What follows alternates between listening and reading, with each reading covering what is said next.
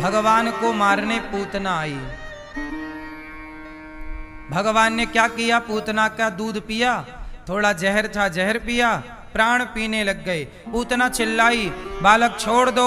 भगवान बोले, मौसी जी हम जल्दी पकड़ते नहीं हैं, और पकड़ लें तो फिर हम कभी छोड़ते नहीं हैं। पूतना के प्राणों को पी लिया। पूतना आकाश मार्ग से भगवान को लेकर चली, उड़ गई आकाश में, प्राणों का पान किया, धम्म से पूतना गिर गई, पूतना मर गई। ये पूतना कौन है? अविद्या, अज्ञान। आपको सबसे पहले किसे मारना पड़ेगा? भगवान कृष्ण कहते हैं अर्जुन युद्ध करो। भगवान कृष्ण कहते हैं अर्जुन युद्ध करो। आप ये बताओ किससे युद्ध करना चाहिए? भगवान कृष्ण किससे युद्ध करने की बात कर रहे हैं? बोलो, किससे युद्ध करने की बात कर रहे हैं श्री कृष्ण? अर्जुन युद्ध करो, किससे करो? जोर से, किससे युद्ध करो अर्जुन? दुर्योधन से। ये दुर्योधन कौन है? दुर्योधन है दुर्वासना, समय का दुरुपयोग। वहां नाम ही है दुरुपयोग, धन का दुरुपयोग, समय का दुरुपयोग, मतलब हर नेगेटिविटी, हर गलत चीज का नाम दुर्योधन है। आप ये समझ लीजिए। तो भगवान कृष्ण कहते हैं युद्ध कर। किससे? अपने भीतर के लालच से, अपने भीतर के वासना से। अच्छा ये बताइए, आप लोग युद्ध करते हैं कि नहीं? करना चाहिए।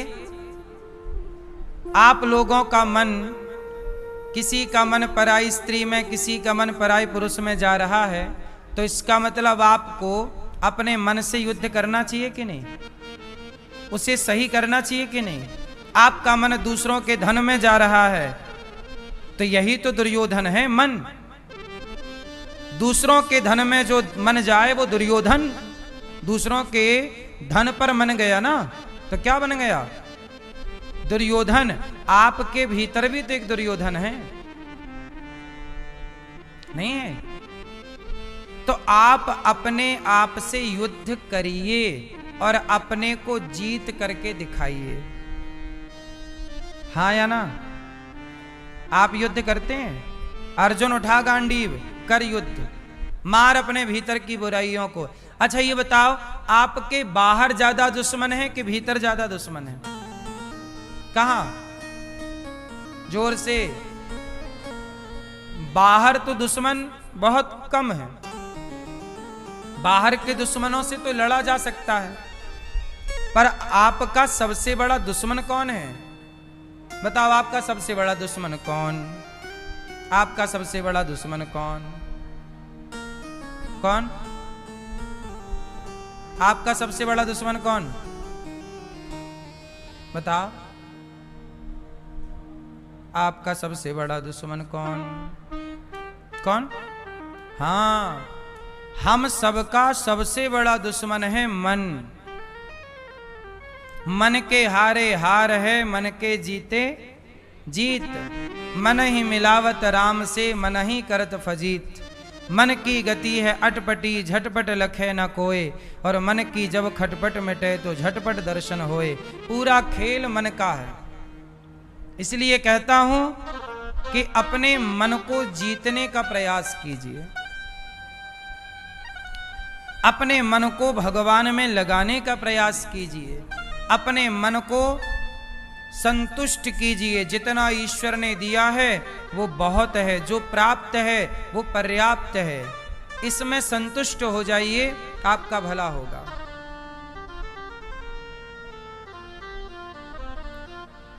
तो युद्ध जरूरी है खुद से, अपने मन को जीतना। तो भगवान ने पूतना जैसी अविद्या अज्ञान को मारा। आपके भीतर भी जो अज्ञान है, उस अज्ञान से लड़ो और उस अज्ञान को समाप्त करो। आज बताइए, समाज में अज्ञान ज्यादा है कि ज्ञान ज्यादा है? बोलो, समाज में ज्यादा क्या है? हैं? अज्ञान। हमारे देश में सबसे ज्यादा अज्ञान है। कैसा अज्ञान है?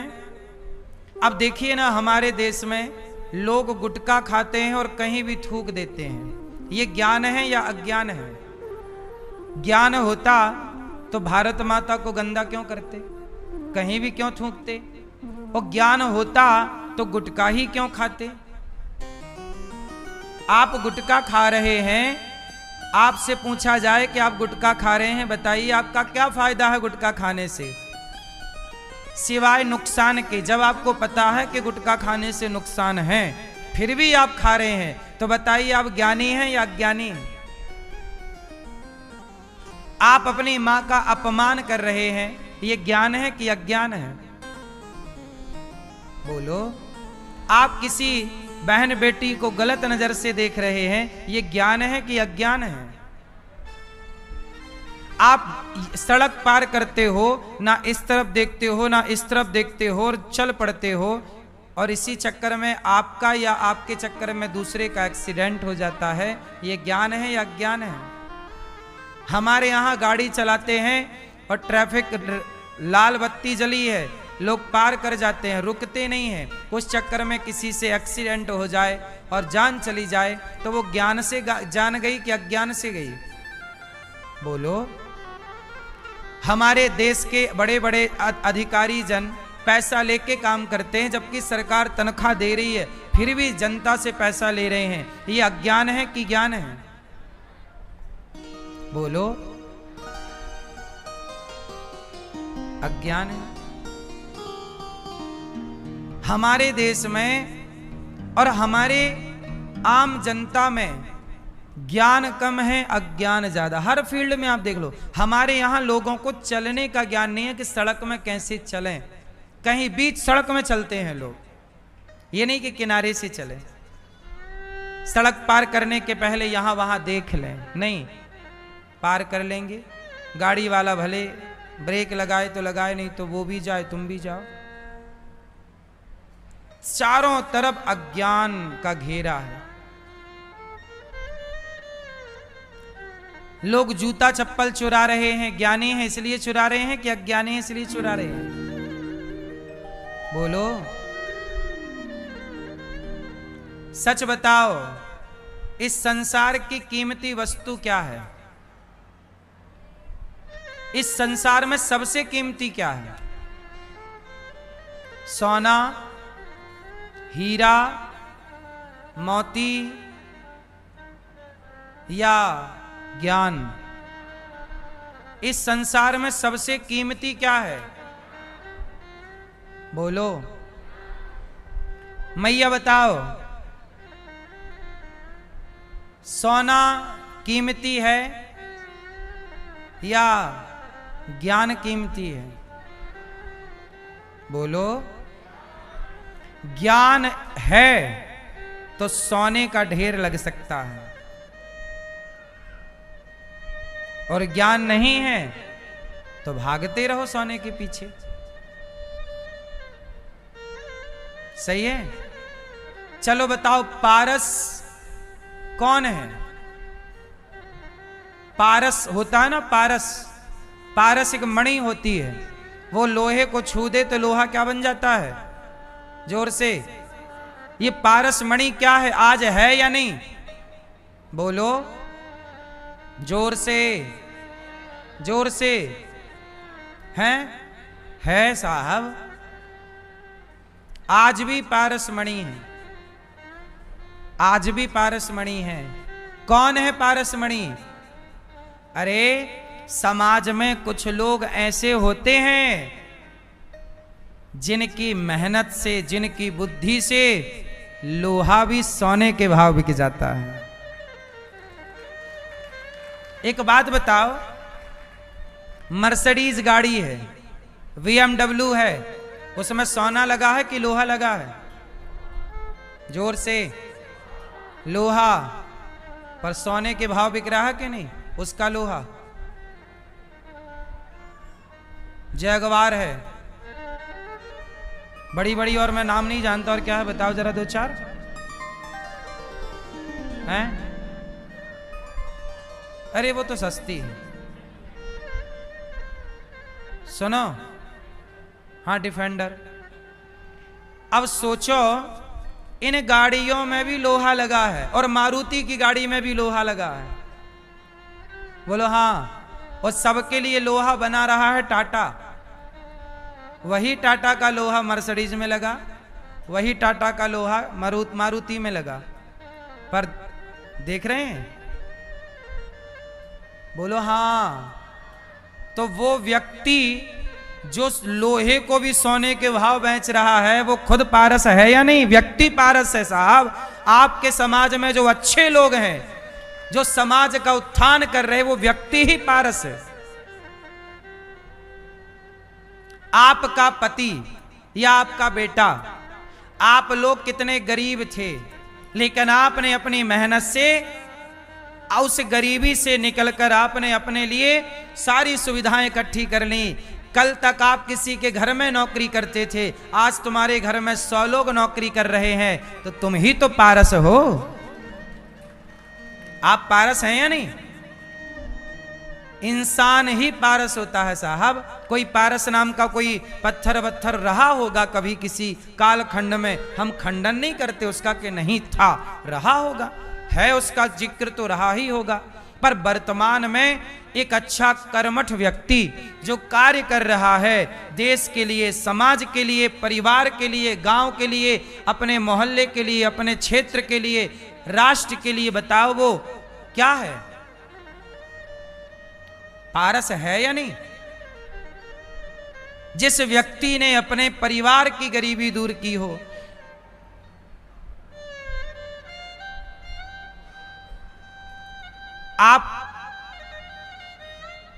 आप ये बताइए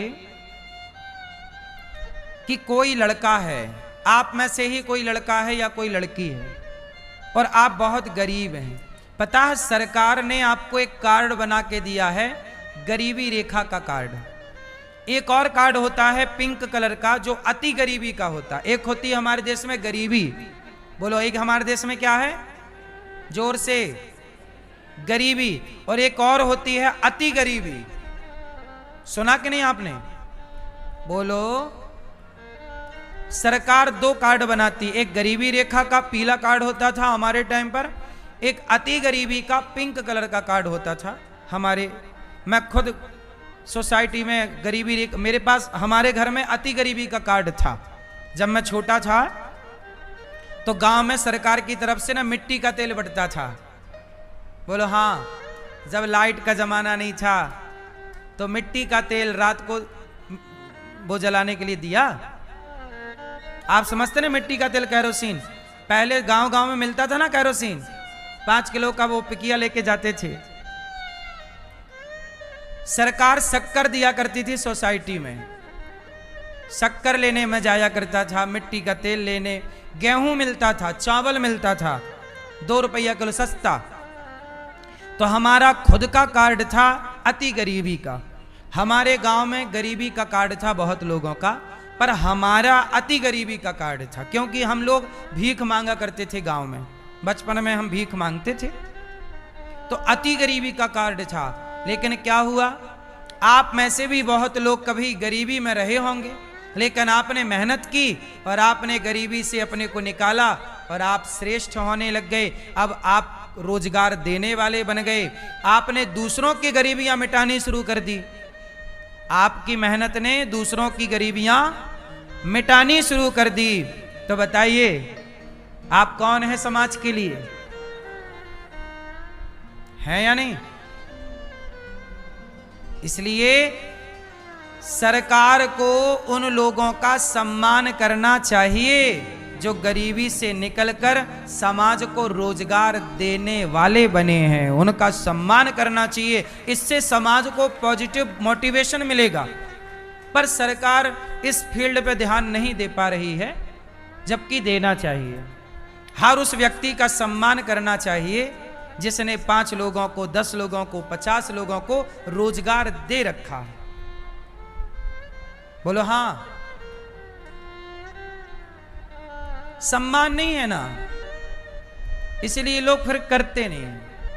प्रोत्साहन मिलना चाहिए ना, प्रोत्साहन बड़ी चीज है। आदमी और करता है कि नहीं मैं और करूंगा। कंपटीशन होना चाहिए इस काम का कि तेरे यहां 100 लोग काम करते हैं, मैं ऐसा काम खड़ा करूंगा कि मेरे यहां 200 लोग काम करेंगे। तेरे यहां 200 काम करते हैं, मैं इससे क्या होगा? भारत की गरीबी दूर हो जाएगी। इस कंपटीशन से क्या होगा? भारत में बेरोजगारी समाप्त हो जाएगी। कंपटीशन होना जरूरी है, पर जहां होना चाहिए वहां कंपटीशन नहीं है। बोलो हां। क्यों जी, बात सही है कि गलत है?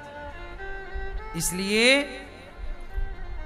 भगवान श्री कृष्ण ने पूतना को मार दिया क्योंकि पूतना का शरीर सुंदर था, मन सुंदर नहीं। इसलिए भगवान की दृष्टि कभी हम पर पड़ेगी तो हमारे शरीर पर नहीं पड़ेगी, हमारे मन पर पड़ेगी, हमारे विचारों पर पड़ेगी। परमात्मा कभी शरीर को नहीं देखते कि आपका शरीर गोरा है कि काला है। भगवान नजर रखते हैं आपके मन पर कि आपके विचार क्या चल रहे हैं, आप सोच क्या रहे हैं, आपके मन में भावनाएं कैसी हैं, पवित्र हैं कि अपवित्र हैं, अच्छी सोच है कि बुरी सोच है। आपके सोच पर काम होता है पूरा। खेल किसका है? विचारों का। कोई महान बनता है तो शरीर से महान नहीं बनता, कोई महान बनता है तो अपने विचारों से महान बनता है। स्वामी विवेकानंद जी शरीर से महान नहीं थे, स्वामी विवेकानंद जी अपने विचारों से महान थे। बोलो हां। तुलसीदास जी का शरीर कैसा था, मीराबाई का शरीर कैसा था, शिवाजी का शरीर कैसा था, कौन जानता है? लेकिन उनका मन कैसा था, उनके विचार कैसे थे, आज भी उनके विचार समाज फॉलो करती है। आज भी मीराबाई, तुलसीदास जी और शिवाजी और महाराणा प्रताप के विचारों पर लोग चलते हैं, क्योंकि हम मर जाएंगे पर हमारे विचार धरती पर सदा जीवित रहेंगे। इसी को कहते हैं अमरता, कि वो व्यक्ति अमर हो गया। हम सब मर जाएंगे पर हमारे विचार सदा सदा के लिए। भगवान कृष्ण की गीता क्या है? कृष्ण का विचार ही तो है, कृष्ण के थॉट ही तो हैं। भगवत गीता क्या है बताओ? भगवान कृष्ण के क्या है? विचार हैं। गीता में क्या लिखा है? भगवान कृष्ण के विचार लिखे हैं, थॉट लिखे हैं, विचारधारा लिखी है, समाज के लिए प्रेरणा लिखी है, ज्ञान लिखा है। भगवान कृष्ण तो गीता सुनाकर अपनी लीला पूरी करके अपने धाम को चले गए, लेकिन उनके विचार आज तक जीवित हैं या नहीं? घर घर सुने और पढ़े जा रहे हैं कि नहीं? मुंशी प्रेमचंद्र जी चले गए, पर मुंशी प्रेमचंद्र जी भले चले जाएं, पर उनका विचार इस धरती पर जब तक ये धरती रहेगी तब तक गवन गोदान के रूप में उनका विचार जीवित रहेगा। उनके उपन्यास जिंदा रहेंगे। गवन गोदान उन्हीं की रचना है, पंच परमेश्वर उन्हीं की रचना है, मुंशी प्रेमचंद्र की। बोलो हां।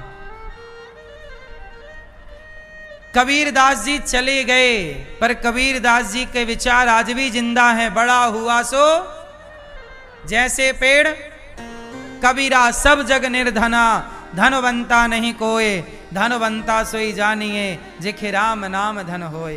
कबीरा खड़ा बाजार में सबकी चाहे खैर, ना काहू से दोस्ती ना काहू से बैर। कबीर जी चले गए पर उनके विचार युगों युगों तक अमर रहेंगे ना। इसलिए कहता हूं कुछ ऐसा करो आप कि आपके जाने के बाद भी आप जीवित रहें, और ये पॉसिबल है, संभव है ये। भगवान श्री कृष्ण ने पूतना को मार दिया क्योंकि पूतना के विचार गलत थे। भगवान कहते हैं कि गलत विचार वालों को मृत्यु दंड देना ही धर्म है। भगवान हर उस व्यक्ति को मार देते हैं जिसके विचार गलत होते हैं। एक बात बताओ, जब किसान खेत में बीज बोता है, चना बोता है, गेहूं बोता है, धान बोता है, फसल कोई भी बोता है, तो खेत में कचरा भी जमता है। बोलो हाँ, क्या जमता है साथ में? कचरा। तो किसान क्या करता है? उस कचरे की निंदाई करता है। निंदाई समझते हैं?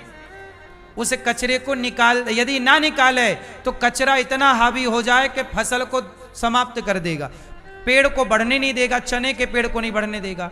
इसलिए निदाई, धान बोने वाला किसान धान की निदाई कराता, नहीं कराए तो धान को बढ़ने नहीं देगा, कचरा धान पर हावी हो जाएगा। बोलो हाँ। उसी प्रकार समाज में अच्छे विचारों को रहना चाहिए और बुरे विचारों को उखाड़ कर वैसे ही फेंक देना चाहिए जैसे किसान खेत से कचरा निकाल के फेंक देता है। यही व्यवस्था है। आपके भीतर भी गलत विचार आए तो आप भी अपने गलत विचारों को निकाल कर बाहर वैसे ही कर दो जैसे किसान खेत से कचरे को निकाल कर बाहर फेंक देता है। गलत विचारों को बाहर कर दीजिए और अच्छे विचारों को संजो करके रखिए। अच्छे विचारों को सदा संभालिए और उन अच्छे विचारों पर चलिए। बोलो हाँ। भगवान ने पूतना का उद्धार करने के बाद नंद बाबा ने पूतना के शरीर को जलाया, चिता पर सुगंध निकल पड़ी। अहो वकेयम स्तनिकालकूटम जिघांसया पाययदप्य साध्वी लेभे गतिम धात्रिचितां ततोन्यम कं वा दयालुं शरणं ब्रजेम। पूतना बड़ी पापनी थी पर उसके शरीर से सुगंध निकल पड़ी। भगवान दयालु तो बहुत है। अच्छा बताओ, भगवान दयालु हैं या नहीं? कितने दयालु हैं भगवान? मैया मैया जा रही हो मेरी माँ? जल्दी जाओ, टाटा। और जो बैठे हैं वो शांति से बैठे, शांति से सुनो सुनो। भगवान दयालु हैं या नहीं हैं? कितने दयालु हैं? इतने दयालु हैं कि पूतना जहर पिलाने आई थी और जहर पिलाने वाली पूतना को भी नरक नहीं भेजा, उसकी दुर्गति नहीं की, उस जहर पिलाने वाली पूतना को भी तार दिया। ऐसे भगवान जो जहर पिलाने वाली को तारते हों वो आरती उतारने वालों को कौन सी गति देते होंगे। इसलिए भगवान की आराधना करो भक्तों, भगवान से ही कल्याण है। इसके बाद क्या हुआ? भगवान थोड़ा बड़े हुए, नंद बाबा ने पूतना के शरीर को जलाया, भगवान करवट बदले, शकटासुर आया, शकटासुर को भगवान ने मारा। तृणावर्त आया, गोल गोल बवंडर के रूप में तृणावर्त को भगवान ने मारा। अब भगवान थोड़ा बड़े भये तो गर्गाचार्य जी आए और गर्गाचार्य जी ने भगवान कृष्ण का नामकरण संस्कार किया। गर्गः पुरोहितो राजन यदूनां सुमहातपा व्रजं जगाम नंदस्य वसुदेव प्रचोदितः। प्रिय भक्तों, क्या हुआ?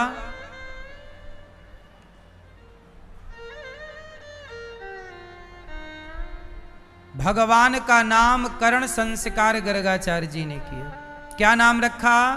यशोदा, ये आपके पुत्र का नाम होगा कृष्ण, और रोहिणी मैया आपके पुत्र का नाम होगा बलदाऊ, बलराम। राम होगा, बल अधिक होने से लोग कहेंगे बलराम। कृष्ण और बलराम। अच्छा, भगवान श्री कृष्ण के कितने नाम हैं? बोलो। भगवान कृष्ण के कितने नाम हैं? कृष्ण उनका नाम है। भगवान का नाम, मुख्य नाम है कृष्ण, पर कृष्ण जी के नाम कितने हैं? कितने? सहस्त्र। हजारों। गोपाल सहस्त्र नाम में भगवान के 1000 नाम है। भगवान कृष्ण के हजारों नाम हैं। गोविंद उनका नाम, गोपाल उनका नाम, मनमोहन उनका नाम, मदन मुरारी उनका नाम, जगन्नाथ उनका नाम, बिहारी जी उनका नाम, राधा रमण जी, राधा वल्लभ जी, दामोदर, द्वारिकाधीश, है ना, नंद नंदन, यशोदा नंदन, कलुआ। कन्हैया का एक नाम क्या है? कलुआ। बलराम जी का नाम बलुआ, कलुआ बलुआ। भगवान का एक नाम है कालिया। क्या नाम है? कालिया। तो भगवान के नाम बहुत हैं। भगवान का एक नाम है नारायण, एक नाम है विष्णु, एक नाम है हरि। बोलो हाँ। भगवान के अनंत नाम, उन अनंत नामों में एक नाम है कृष्ण। बोलिए कृष्ण कन्हैया लाल की। नामकरण हुआ। भगवान अब छोटे से थोड़ा बड़े हो गए। बड़े हुए तो घुटनों कल चलने लग गए। अब भगवान मक्खन खाने लग गए। मक्खन मटकी से निकाल के खाने लग गए। मैया बोली लाला तूने माखन खा लिया, तूने बताया नहीं, चोरी से खाया? ना मैया मैंने चोरी से ना खायो। गोपियां शिकायत करने आई, अरे मैया तेरे लाला ने हमारे घर में घुस के मक्खन खा लियो। कन्हैया को मक्खन इतना प्रिय है कि भगवान घरों में घुस घुस के, दूसरों के घरों में घुस के मक्खन खा जाते हैं। और आज के बच्चे घर में मक्खन निकाल के दो तो नहीं खाते। आप लोग मक्खन खाते हो? क्यों? होता है मक्खन घर पे? गैया है? क्यों? घर पे गैया है? नहीं। फिर मक्खन कैसे होगा? बाजार के भरोसे ना रहो। बाजार का मक्खन मक्खन थोड़ी है, मिलावटी है। मक्खन तो शुद्ध हो। भगवान की लीला यही तो मैसेज देती है कि यदि आपके घर में गैया है तो गैया के होने से शुद्ध दूध मिलेगा, शुद्ध दही मिलेगा, शुद्ध मक्खन मिलेगा, शुद्ध छाछ, शुद्ध लस्सी, शुद्ध पनीर। आज आप लोग शुद्धता कुछ भी नहीं ग्रहण करते। पनीर बाजार में नकली, दही बाजार में नकली, मिलावटी, घी बाजार में नकली। घी नकली मिल रहा बाजार में कि असली? बोलो। मैं न्यूज में देख रहा था एक दिन, तो आप लोग ना पनीर टिक्का खाते हैं, इतना बड़ा पनीर डाल के, और वो बाजार में बना इतना सारा पनीर। भैया पनीर बाजार में क्या रुपया किलो होता है? हैं? कितने रुपए किलो पनीर? 200 रुपए किलो पनीर यदि मिल रहा है तो लिखवा लो मेरे से वो नकली है।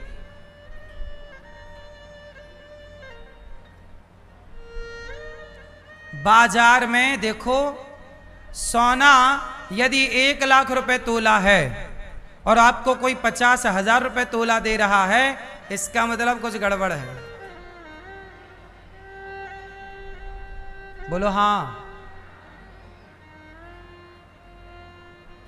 आप लोग सस्ते के चक्कर में जहर भी खरीद लेते हैं। भाई सस्ता है, खा लो और मर जाओ।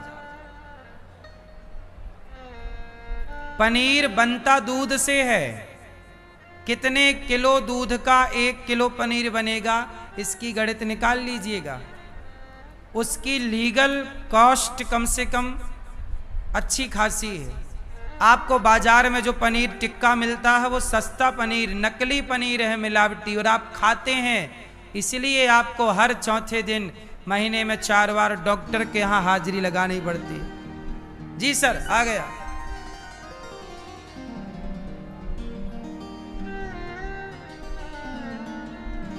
बात समझ में आई? पहले के लोग स्वस्थ इसलिए रहा करते थे मरते टाइम तक, पहले के लोग हॉस्पिटलों में नहीं मरते थे। और आप लोग मरने कहां जाते हैं? बोलो। हॉस्पिटल जाते हैं आप लोग मरने। बोलो हाँ कि ना? कहां जाते हैं? हॉस्पिटल। जन्म भी लिया हॉस्पिटल में और मरे भी हॉस्पिटल में। बोलो हाँ। हॉस्पिटल में मरना सही है? चलो बताओ कहां मरना चाहिए? आप ही बताओ, हमें नहीं पता। मैया बताओ कहां मरना चाहिए? कहां? ए मैया कहां मरना चाहिए मेरी मां? ए मैया बताएंगे कहां मरना चाहिए? दादाजी आप बताओ कहां मरना चाहिए?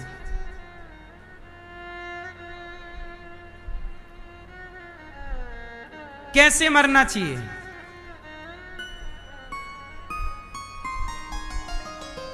कैसे मरना चाहिए बताओ? सुनो, मृत्यु के भी विधान हैं। कैसे मरना चाहिए? ऐसे नहीं मर जाना चाहिए कि लो भैया हॉस्पिटल जाते जाते टैं हो गए या हॉस्पिटल में ही मर गए। ये मरना अच्छा नहीं है। उत्तम मरना क्या है? आप लोगों को न जीना आया न मरना आया। मरना भी एक कला है। कैसे मरें? अनशन करके मरना चाहिए। क्या करके मरना चाहिए? अनशन। क्या करके मरना चाहिए? अनशन करके। जैसे आपको अति वृद्धता आ गई, अब आपको लगे कि जी अब हमारा बचना संभव नहीं है, तो आप क्या करो, कुछ दिन पहले से ही धीरे धीरे खाना पीना कंट्रोल करके और पूरा मन सबसे खींच लो अपनी इंद्रियों को। बेटा बेटी सबसे चित्त को हटा दो और एक परमात्मा में ध्यान स्थापित कर दो। हर समय वाणी बोलती रहे श्रीमन नारायण श्रीमन नारायण। बच्चों को बोल दो कि यहां भैया कीर्तन बिठा दो, सब लोग कीर्तन करते रहें। कानों में भगवान का नाम सुनता रहे, वाणी कीर्तन श्रीमन नारायण श्रीमन नारायण। थोड़े दिन बाद भोजन त्याग दो, केवल जल पे आओ और जल भी गंगा जल। तुलसी का पत्ता ग्रहण करना सीख लो मरते समय। गंगा जल और कीर्तन सुनो, भगवत चिंतन करते करते धीरे से फिर पानी भी त्याग दो। ये अनशन है। पहले भोजन का त्याग करो, फिर जल का त्याग करो और धीरे से मन को परमात्मा में डुबा दो। और इस तरह के अनशन के द्वारा भगवान में लीन हो जाओ और भगवान का चिंतन करते करते प्राण जब त्यागोगे आपकी परम गति होगी, परम गति। और आप लोग तो बस मेरा बेटा मेरा बेटा बेटा बेटा करते टैं, मेरा पोता पोता पोता टैं। ये कोई मरना, कुत्तों की मौत मर गए, ये तो कुत्तों की तरह मरना है। इतना बढ़िया जीवन दिया है विधाता ने, कम से कम इसे संभाल लो। कुत्तों की तरह तो ना मरो। उत्तम मरना भला कहां। अब आप लोग क्या करते हैं? आप लोग इतना अज्ञान में जीते और मरते हैं कि आप लोग जब मरने वाले होते हैं ना, आप रोते हैं, ए भैया बेटा को दिखाओ एक बार, बेटा लाओ, बेटा कहां, बेटा तुम आओ, मरने वाला। ए पोता कहां भैया, मरने वाले पोता को दिखाओ। आप तो मर रहे हो और याद किसे कर रहे हो? बेटा, पोता, बुलाओ, बेटी को बुला दो, एक बार उसे और देख लें। सारी जिंदगी देखा फिर भी पेट नहीं भरा। अब मरते समय जिसमें मन लगना चाहिए, जिससे कल्याण होगा, वहां तुम्हारा मन जा नहीं रहा है। जिनके लिए सारी जिंदगी मरे, उन्हीं बेटा बेटी परिवार में मन लगाए लगाए मर गए। तुम्हारी दुर्गति ना होगी तो क्या होगी? तुमसे मरना भी तो नहीं आया। तुम कितने भी अब कुछ कर लो, पिंड पिंडदान ठीक है, लेकिन जब जो कर्म किए हो वो तो अवश्य में भोक्तव्यम। एक समय बाद सुनिश्चित कर लो कि आपको परिवार से मन हटाकर, अब आप लोग मरते हो, आप मरे नहीं हैं कि लोग आके आपकी खोपड़ी में बैठ के रोने लग जाते हैं, अरे मरने लगे, हा बोलो हाँ। रिश्तेदार पहुंच जाते हैं, परिवार पहुंच जाता है, मरा नहीं है और चालू। और इतनी धक्का मुक्की करते, कई बार तो मरने वाले के ऊपर गिर जाते हैं, इतनी धक्का मुक्की करते हैं मरने वाले के पास। और लोग क्या कहते हैं मरने टाइम? हमें पहचानो, हमें। जो जाता है सब क्या बोलता है? हमें पहचानो, हमें। क्यों मैया? जब आप किसी के मरने में जाती हो तो क्या बोलती हो? हाथ हिला हिला के, भैया हमें पहचानो, हमें। लो, तुम्हें क्या पहचान के करेगा? क्या उसकी अपनी दुर्गति कराएगा? तुम्हें पहचानने से मिलना क्या है? और ये बताओ सही बात है कि गलत है? दुनिया यही कहती ना, हमें पहचानो। कोई नहीं कहता कि भगवान को पहचानो। आपको पहचान भी गए तो फायदा क्या है? ये समय तुम्हें और हमें पहचानने का नहीं है, ये समय तो केवल भगवान को पहचानने का है, ईश्वर को पहचानने का। और एक बात बताऊं, मरने के पहले आदमी दिन 2 दिन पहले से ही खाना पीना अपने आप छोड़ ही देता है। ये बात सही है कि गलत है? तो जब प्रकृति छुड़ा ही देती है खाना पीना, तो तुम 4 दिन पहले अपने से छोड़ के क्यों नहीं ईश्वर में तल्लीन हो जाते? क्यों नहीं थोड़ी सी मरने की साधना कर लेते? इससे तुम्हारा 84 का चक्कर बच जाएगा, तुम्हारी परम गति होगी। और दुनिया की गोद में मरोगे तो फिर मरते ही रहोगे, बार बार जन्म लोगे, फिर मरोगे, फिर जन्म, मरणम पुनरपि जननम पुनरपि मरणम पुनरपि जननी जठरे शयनम। बोलो हाँ। और ये दुनिया के लोग आपके मरने के बाद क्या करेंगे? मैं ये बताओ, आपके मरने के बाद लोग क्या करेंगे? बोलो। रोएंगे। मैया गलत फहमी में हो, तुम्हारे मरने के बाद लोग चाय पिएंगे, पड़ोसन लाएगी बना के, बहन अदरक वाली लाई हूं, जल्दी पी, नहीं ठंडी हो जाएगी। तो बहू चाय, बहू रोएगी, फिर पड़ोसन आएगी, बहन थोड़ा चाय पी, चाय थोड़ी आप चाय पिएंगे अदरक वाली, और आप मरी पड़ी होंगी। आपकी भी तो सास मरी थी, तब आपने भी तो चाय पी थी। बोलो हाँ कि नहीं? ऐसी आप मरोगी, आपकी बहू चाय पिएगी, और चाय पी के फिर क्या करेगी? फिर फिर वही गाना। ये सत्य है, इसे आप मानो ना मानो। आप मर गए, इससे किसी का कुछ नहीं बिगड़ रहा है। लोग अपना चाय पीना भी नहीं छोड़ेंगे, अदरक वाली। पड़ोसन ला, पड़ोसी लोग बढ़िया धर्म निभाते हैं, क्यों? 10-20 घर से चाय बन बन के आती है, रोते रोते गला सूख गया होगा ना, पी लो। आप सोचती रहीं कि हमारे बाद क्या होगा, हमारे बाद सब रोएंगे। कोई ना रोएगा। रोता भी व्यक्ति इसलिए है, दुनिया को दिखाने के लिए। नहीं रोएंगे तो लोग कहेंगे नहीं कि देखो रो नहीं रहे, इसलिए लोग रोते हैं। हमारे गांव में एक मैया थी, उसके आंसू नहीं आते थे बेचारी के, तो बड़ी शर्माती, बताओ हमारे आंसू नहीं आते तो जहां जाती झंडू बाम लेके जाती। तो आंखों में लगाए झंडू बाम, और फिर